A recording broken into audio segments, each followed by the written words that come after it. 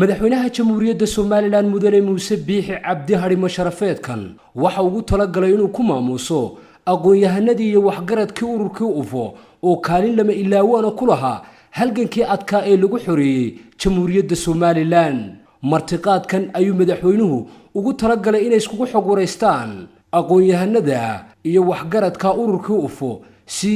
jamhuuriyadda Soomaaliland guulo horumarneed ay ugu talaabsato isla markaana loogu mahad celiyo dhalinyaradii waqtiga ee sababta u ahaa inay jamhuuriyadda Soomaaliland noqoto qaran xor ah oo kamid ah qaramada ku yaala dunidan aynu ku noolahay madaxweynaha jamhuuriyadda Soomaaliland mudane Muuse Biixi Cabdi ayaa iftiimiyay muhiimadda ay qaranka Soomaaliland u leedahay inay kulmaan shakhsiyaadkii halganka adag u soo galay qaranka jamhuuriyadda Soomaaliland iyagoo ka tashanaya sidii ay Soomaaliland u qaadi lahayd tallaabooyin hor leh oo dhinaca horumarka ku jahaysan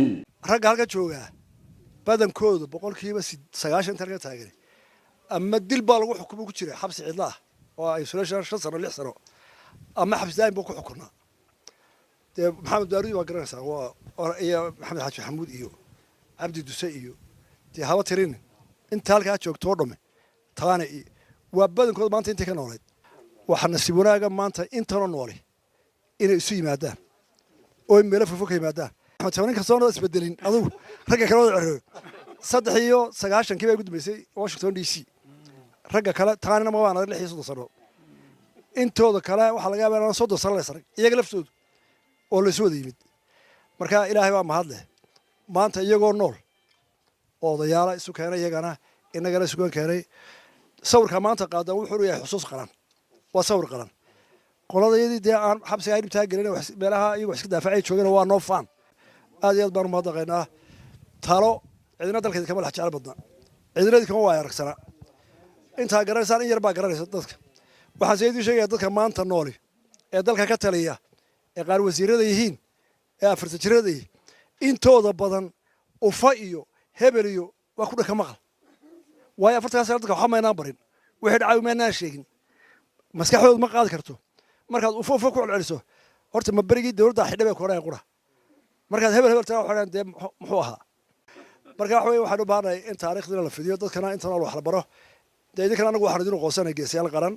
taladiina taalina u baahanay Dr. Maxamuud Sheekh Xasan Taani iyo Cabdi Ismaaciil Yoonis Duse oo ahaa halgamayaashii UFO ayaa madaxweynaha jamhuuriyadda Soomaaliland uga mahad celiyay martiqaadka uu fidiyay iyagoo ballan qaaday in madaxweynaha jamhuuriyadda Soomaaliland ay kala shaqeyn doonaan hayaanka loogu jiro kobcinta iyo dhismaha qaranka jamhuuriyadda Soomaaliland si bulshadana ay ugu tallaabsato horumar baaxad leh madaxweynuhu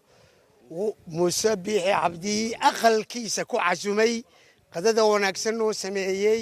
iyadoo oo qada sharafa iyadoo uu xusayo halgankii ay reer UFO soo galeen iyo intii ay asxaabta ahaayeen iyo intii dhagaxa u tuurtayba aad iyo aad ayaan ugu mahadnaqaynaa waxaan leenahay madaxweyne aad garanayso wax loo dhigaa ma jiro dadka aad garanaysaan isku kacaanka tihiin haddii ay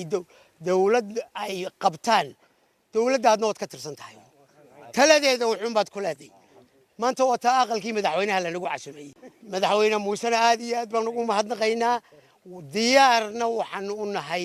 goor alla goortuu doono wax alla wuxuu rabo wixii aanu kala qaban karno inaanu kala qabanno madaxweynuhu aad iyo aad buu ugu mahadsan yahay qadada casumadda uu noo sameeyey waxaana aan leeyahay is aragoo quran inaynu noqono arrinkana aynu wada hayno waxa weeye inagoo wax wada hayno baynu wax wada gaari karnaa Ridwaan Caydiid Ismaaciil Akiid telefishinka qaranka jamhuuriyadda Soomaaliland caasimadda Hargeysa